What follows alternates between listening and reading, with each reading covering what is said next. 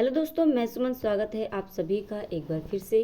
तो आज का जो प्रैक्टिस सेट है ये प्रैक्टिस सेट नंबर 6 है। आपका जो पेपर है कल 7 तारीख है, कल से आप सभी का पेपर स्टार्ट। कल क्या, आज टाइम क्या हो गया है? हाँ, तो ये मैं अभी रात को रिकॉर्ड कर रही हूँ तो मुझे टाइम का नहीं पता। तो ये आपका पेपर आज 7 तारीख है और आज 7 तारीख के डेट में ये आपके जो 7 तारीख को जिसका पेपर है उसके लिए आखिरी सेट है ये, ठीक है ना। बाकी तो ये लगातार चलता रहेगा, ठीक है ना। आप अपने हिसाब से देख रहिएगा। तो जिन्होंने भी क्लासेस नहीं देखी है, प्रैक्टिस सेट नहीं किया है, जो भी मैंने करवाया है वो जाके एग्ज़ाम देने से पहले सबसे पहले उसे देख लीजिएगा, फिर आप एग्ज़ाम हॉल में जाइएगा, ठीक है ना। तो चलिए शुरुआत करते हैं पहले क्वेश्चन से। और शुरुआत करने से पहले चैनल को सब्सक्राइब कर लीजिए, बेल आइकन दबा लीजिए ताकि नोटिफिकेशन आपको मिलती रहे, और अपने साथियों को शेयर करके उन्हें भी इस चैनल से जोड़ लीजिएगा। चलिए शुरुआत करते हैं पहले क्वेश्चन से। और पहला क्वेश्चन है आपका, इनमें से रेशेदार फसल है। कपास है, आलू है, गन्ना है या गेहूँ है। तो इनमें से जो रेशेदार फसल है वो कौन सा है? कपास है, आलू है, गन्ना है, गेहूँ है। ये हो जाएगा हमारा क्या? कपास, ठीक है ना। यहाँ पे आंसर हो जाएगा कपास।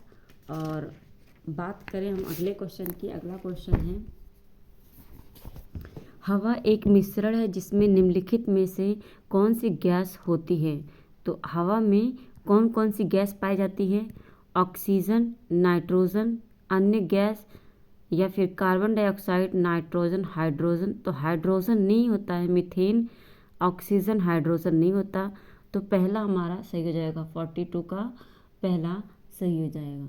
अगला क्वेश्चन है, पानी को शुद्ध करने की सबसे आसान विधि क्या है? उबालना, संघनन, शोधक का उपयोग करना या पानी में नमक मिलाना। तो यहाँ पे अगर बात करें, उबालना सबसे अच्छी विधि हो जाता है पानी का। बात करें अगले क्वेश्चन की। अगला क्वेश्चन है,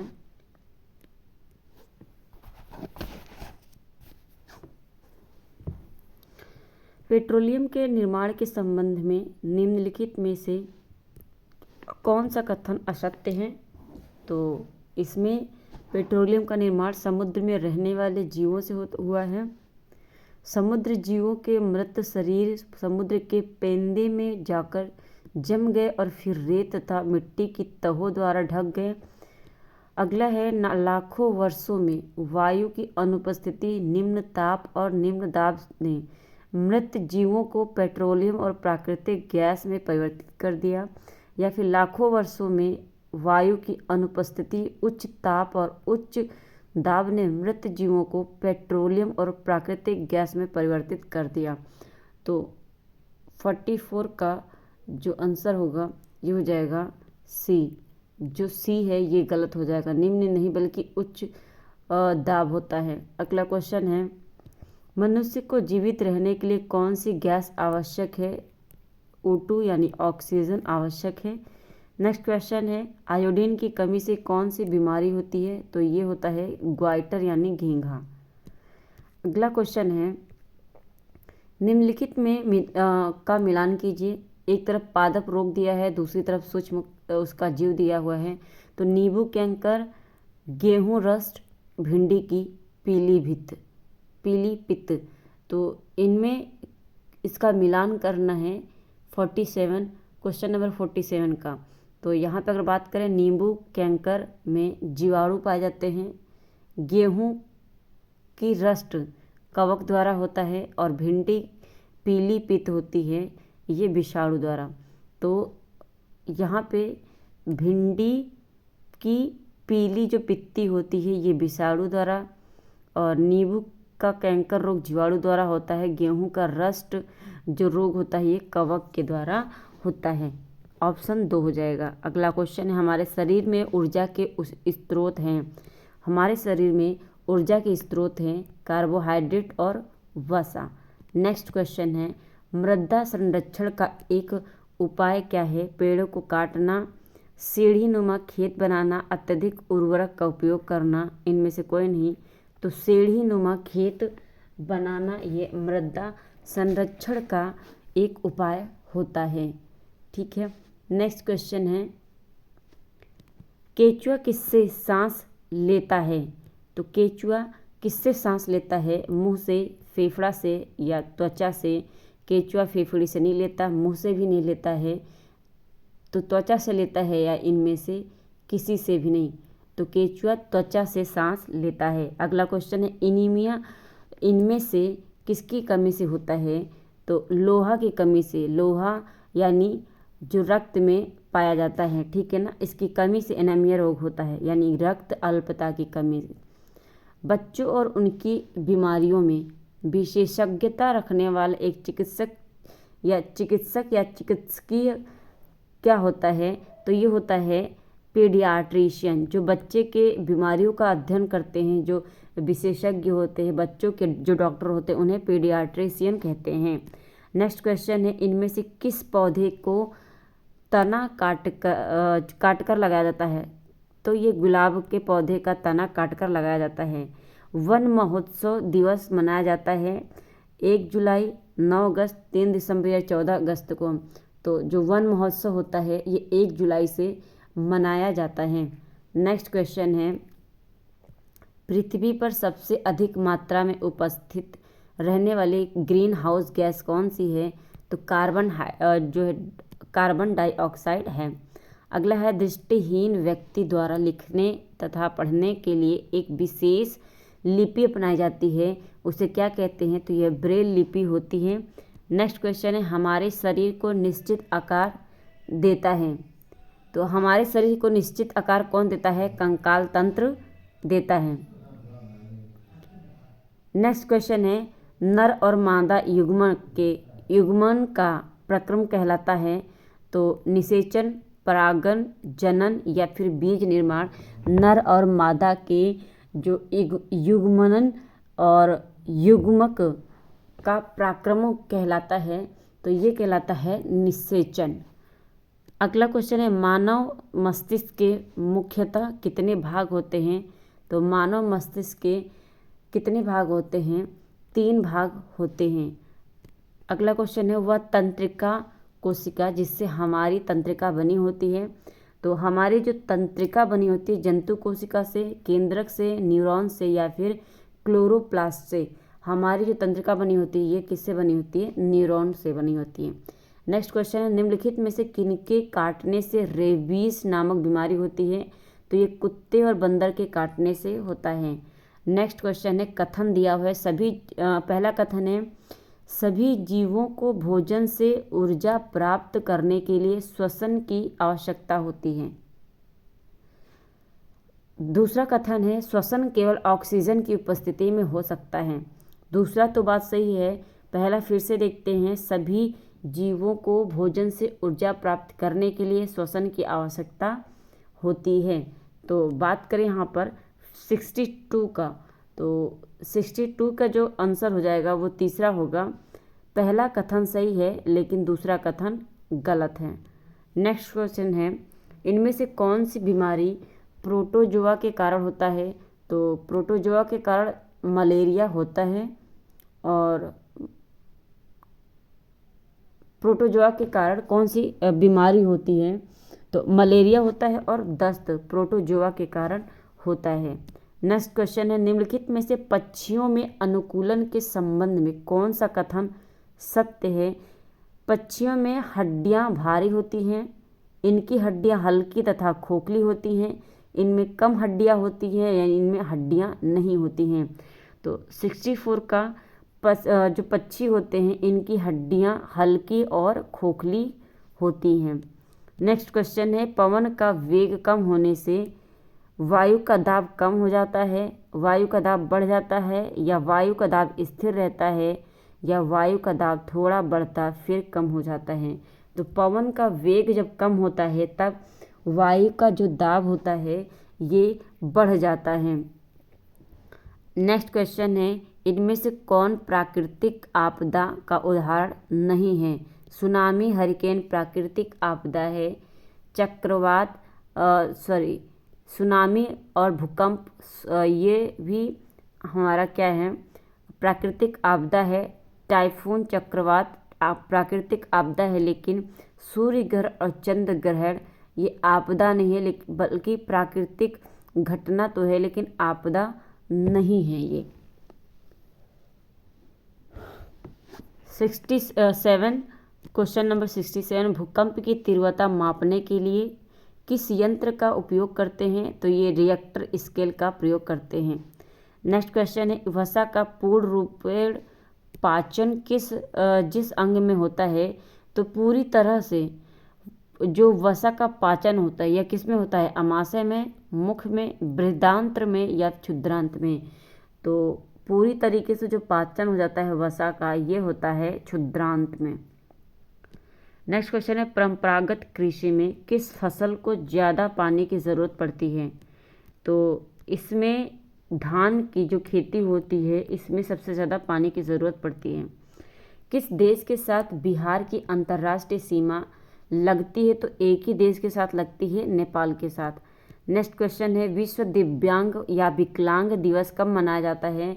तो विश्व विकलांग दिवस ये मनाया जाता है 3 दिसंबर को। नेक्स्ट क्वेश्चन है, अमरबेल उदाहरण है स्वपेशी का, परजीवी का, मृतजीवी का, परपोषी का? अमरबेल उदाहरण है परजीवी का। जो पेड़ों के ऊपर जो लताएं होती हैं ग्रीन ग्रीन सी पतली पतली सी तार टाइप में, उसे ही अमरबेल कहते हैं। तो वो किसी पेड़ के ऊपर ही अपना जो है भोजन बनाती हैं, तो ये क्या है, परजीवी होती हैं, दूसरों पे निर्भर होती हैं। बिहार का राजकीय पक्षी जो वृक्ष है, तो राजकीय वृक्ष क्या है बिहार का? ये है 73 का पीपल। पीपल जो है राजकीय वृक्ष है और पक्षी है गौरैया। नेक्स्ट क्वेश्चन है 74 का, लेप्चा नेपाली भूटिया सामान्यतः किस राज्य में निवास करते हैं? तो लेप्चा नेपाली भूटिया ये जनजाति हैं और ये बिहार में निवास करते हैं, सिक्किम में, कर्नाटक में या फिर केरल में? तो ये सिक्किम में निवास करते हैं। अगला है, चांगपा लोगों के रहने वाले टेंटो यानी तंबुओं को किस नाम से जाना जाता है? जो चांगपा जनजाति होती है वह जिन तंबुओं में रहते हैं उस तंबू का क्या नाम है? तो उस तंबू का नाम है रेबो। रेबो नामक घर में तंबू में चांगपा जनजाति निवास करती है। अगला है, ऊर्जा का सबसे बड़ा स्रोत क्या है? तो ऊर्जा का सबसे बड़ा स्रोत सूर्य है। अगला है, 23.5 डिग्री दक्षिणी अक्षांश को कहा जाता है? तो मकर रेखा कहा जाता है। ये हमारा गोलार्ध है और गोलार्ध को बीचों बीच से विषुवत रेखा काटता है, 0 डिग्री रेखा, जिसे भूमध्य सागर या विषुवत रेखा या 0 डिग्री रेखा कहते हैं। 23.5 डिग्री उत्तरी अक्षांश है उसे कर्क रेखा कहते हैं। 23.5 डिग्री जो दक्षिणी अक्षांश है उसे मकर रेखा के नाम से जाना जाता है। नेक्स्ट क्वेश्चन है, निम्नलिखित में से कौन सी नदी दक्षिण से उत्तर की ओर बहती है? यानी दक्षिण से उत्तर की ओर जाती है कौन सी नदी? गोदावरी, कावेरी, कृष्णा या बेतवा नदी? तो ये बेतवा नदी दक्षिण से उत्तर की ओर बहती है। अगला क्वेश्चन है, बुर्जिल दर्रा या बुर्जिला दर्रा अवस्थित है हिमाचल प्रदेश, जम्मू कश्मीर, सिक्किम, उत्तराखंड? तो बुर्जिला दर्रा जो है ये अवस्थित है कहाँ पर? जम्मू कश्मीर में। अगला क्वेश्चन है, हरित क्रांति का जनक किसे माना जाता है? विश्व में हरित क्रांति का जनक नॉर्मन बोरलॉग हैं और भारत में हरित क्रांति के जनक MS स्वामीनाथन है और जल्द ही इनका निधन हुआ है। अगला क्वेश्चन है, पठारी प्रदेशों में कौन सा खनिज नहीं पाया जाता है? कोयला, लौह अयस्क, खनिज तेल या मैग्नीज? तो पठारी प्रदेशों में क्या नहीं पाया जाता है? तो खनिज तेल नहीं पाया जाता है, बल्कि कोयला पाया जाता है, लौह अयस्क पाया जाता है, मैग्नीज पाया जाता है, लेकिन खनिज तेल नहीं पाया जाता है। अमरकंटक पठार से निकलने वाली 2 प्रमुख नदियाँ कौन सी हैं? तो अमरकंटक पठार से निकलने वाली दो प्रमुख नदियां हैं, नर्मदा और सोन और नर्मदा नदी। अगला है म्यांमार एशिया के किस भाग में स्थित है? तो म्यांमार एशिया के दक्षिण पूर्व एशिया में स्थित है। दक्षिण पूर्व एशिया में स्थित है म्यांमार। अगला क्वेश्चन है निम्नलिखित में से क्या धुएं और कोहरे से बना है? तो धुएं और कोहरे से बना हुआ बादल है। 84 का यहाँ पे धुंध हो जाएगा।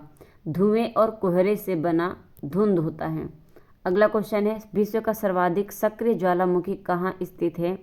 तो सबसे सक्रिय ज्वालामुखी अटलांटिक महासागर के आसपास, प्रशांत महासागर के आसपास, या फिर हिंद महासागर के आसपास, या फिर आपका आर्कटिक महासागर के आसपास। तो प्रशांत महासागर के आसपास सर्वाधिक सक्रिय ज्वालामुखी पाए जाते हैं। निम्नलिखित में से किस श्रेणी को सह्याद्री के नाम से जाना जाता है? सतपुड़ा, पश्चिमी घाट, पूर्वी घाट या अरावली को? तो पश्चिमी घाट को सह्याद्री के नाम से जाना जाता है। अगला क्वेश्चन है उस उपकरण का नाम बताइए जिसके द्वारा मनुष्य की सत्यता की जांच की जाती है। मनुष्य की सत्यता की जांच की जाती है यानी सच बोल रहा है या झूठ बोल रहा है कोई व्यक्ति, इसका पता कैसे लगाया जाता है? ये पॉलीग्राफ एक मशीन होती है जिसके जो है द्वारा ये पता लगाया जाता है कि मनुष्य झूठ बोल रहा है या सच बोल रहा है। अगला क्वेश्चन है खेती के लिए नए तरीकों की ज़रूरत है। कम भूमि, अधिक पूंजी, मशीनरी, उपयुक्त सभी। तो खेती के नए तरीकों की ज़रूरत है। कम भूमि, अधिक पूंजी, मशीनरी। 88 का हो जाएगा। फोर्थ, उपयुक्त में से सभी होनी चाहिए। कम भूमि हो, अधिक पूंजी, मशीनरी भी होनी चाहिए। अगला है निम्नलिखित में से कौन सा पक्षी कैक्टस के कांटों के बीच घोंसला का निर्माण करता है? ये सीटेट का क्वेश्चन है, सीटेट में आया था। तो कलचिड़ी, इंडियन रॉबिन, बसंत गौरी, दर्जन चिड़िया या कपोतक? तो ये कलचिड़ी होती है जो कि कैक्टस के कांटों के बीच में घोंसला का निर्माण करता है अपने। अच्छा, यहाँ पे कपोतक डव है। तो यहाँ पे जो है निम्नलिखित में से कौन सा पक्षी कैक्टस के कांटों के बीच में घोंसला का निर्माण करता है? तो यहाँ पे कपोतक हो जाएगा जिसे डव कहते हैं। दर्जन चिड़िया होती है, इससे ये क्वेश्चन बनता है कि कौन सा नर पक्षी है जो कि सिर्फ वही घोंसला बनाता है और जो मादा पक्षी है उस घोंसले में जाके रहती है। तो ये दर्जन चिड़िया होता है जो कि इसका जो नर पक्षी होता है बीवर, ये क्या करते हैं घोंसले बनाते हैं जिसमें जो मादा पक्षी होती है वो जाके रहते हैं। अगला क्वेश्चन है पृथ्वी एक घंटे में कितना देशांतर चलती है? तो ये 15 डिग्री देशांतर चलती है। एक घंटे में 15 डिग्री चलती है, तो 2 घंटे में 30 डिग्री। अगला क्वेश्चन है भारत का कौन सा राज्य अधिकतम राज्यों की सीमा को छूता है? तो उत्तर प्रदेश है जो कि ज़्यादा से ज़्यादा जो है राज्यों की सीमा को छूता है। अगला क्वेश्चन है भारत की कोकिला किसे कहा जाता है?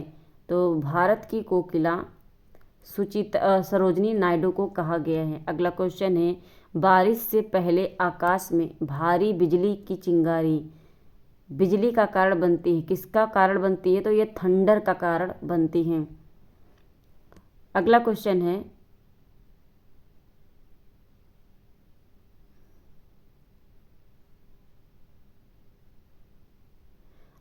राज्यसभा का सदस्य बनने के लिए उम्मीदवार की आयु कम नहीं होनी चाहिए कितने से?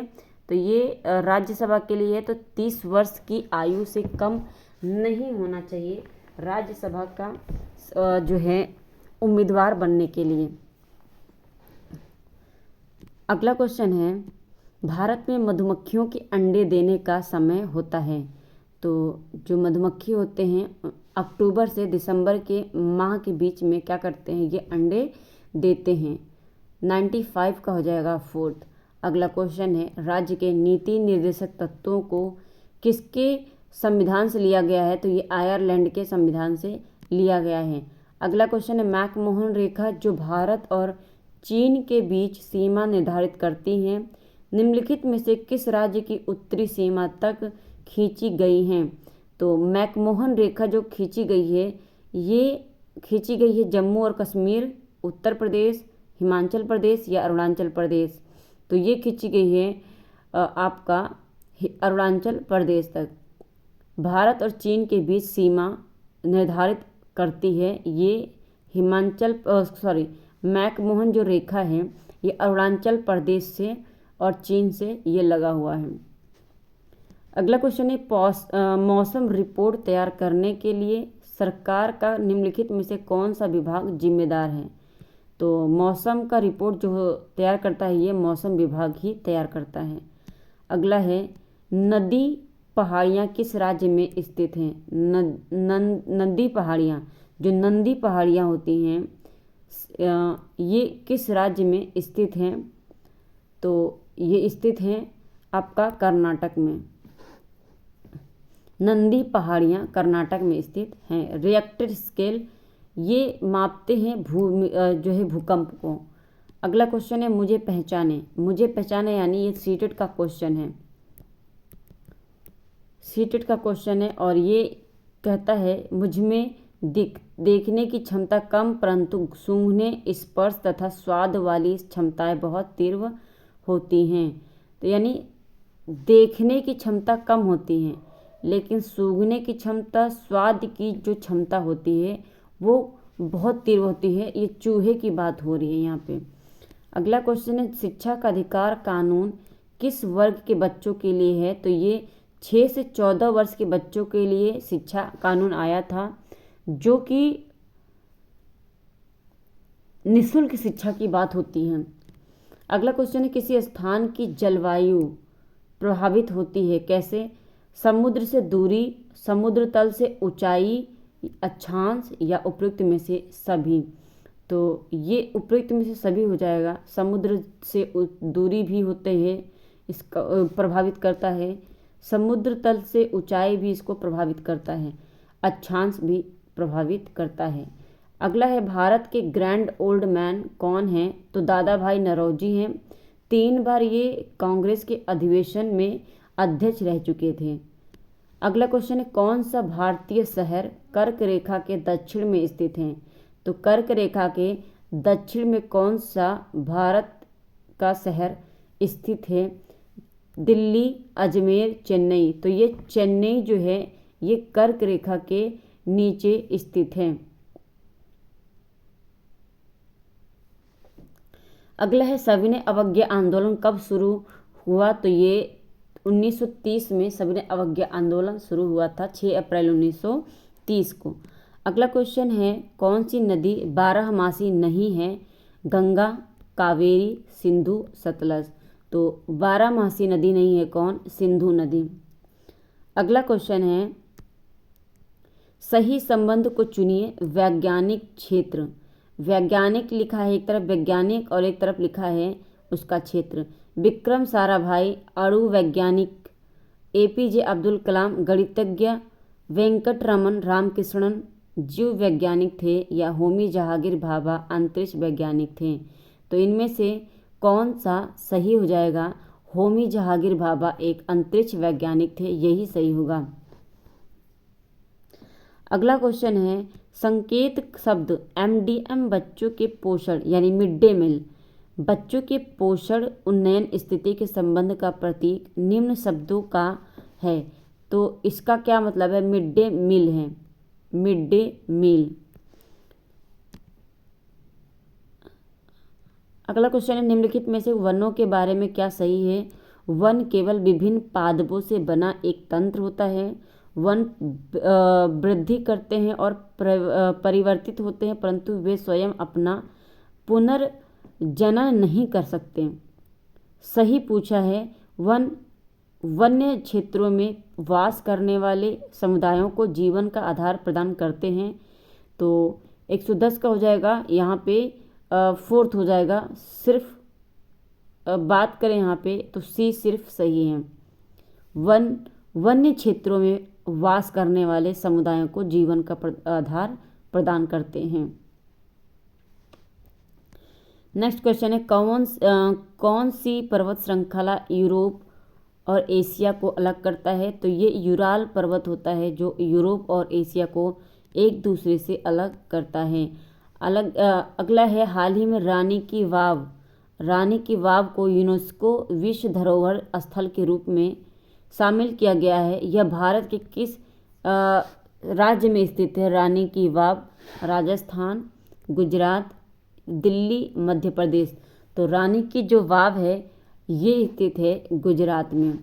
अगला क्वेश्चन है चट्टान के रूपांतरण से किस प्रकार की चट्टान का निर्माण होता है? तो ये कायांतरित चट्टान होती हैं। अगला है श्रीनगर के घरों की विशेषताएं क्या है? सीटेट का क्वेश्चन है ये। तो श्रीनगर के घरों की विशेषताएं क्या हैं? इनमें से सही विकल्प चुनिए। बड़े घरों के अंदर की छत पर लकड़ी की सुंदर नक्काशी होती है। इनमें एक खास डिज़ाइन ख़त्म बंद होता है। अगला है यहाँ के पुराने घरों की खासियत है जालीदार खिड़कियाँ जो बाहर की ओर ऊपरी होती हैं, इन्हें डव कहते हैं। अगला है यहाँ के पुराने घरों की खासियत है केवल ईंट और लकड़ी को मिलाकर बनाना। तो बात करें यहाँ पे 114 की, तो ये 4th हो जाएगा हमारा। A, B, C सभी सही हैं। अगला क्वेश्चन है निम्नलिखित में से कौन सा कथन सत्य है? भारतीय संविधान कानून के समक्ष असमानता प्रदान करता है? नहीं, कानून के समक्ष समानता प्रदान करता है। और यहाँ पे पूछा है सही बताना है। यह एक प्राधिकारिक सरकार की स्थापना करता है या नागरिकों को मौलिक अधिकार प्रदान करता है? उपयुक्त में से सभी। तो ये मौलिक अधिकार प्रदान करता है, यही सही हो जाएगा। 7 पहाड़ियों का शहर नाम से जाना जाने वाला कौन सा शहर है? 7 पहाड़ियों का शहर, तो ये है 4th रोम। रोम को 7 पहाड़ियों का शहर कहा जाता है। अगला भारतीय ध्वज खाका बनाया गया था। तो खाका बनाया गया भारतीय ध्वज का खाका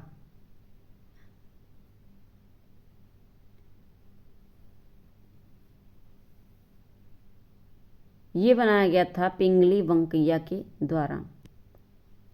अगला उत्तरी गोलार्ध का सबसे बड़ा कौन सा दिन है? तो उत्तरी गोलार्ध का सबसे बड़ा दिन है 21 जून।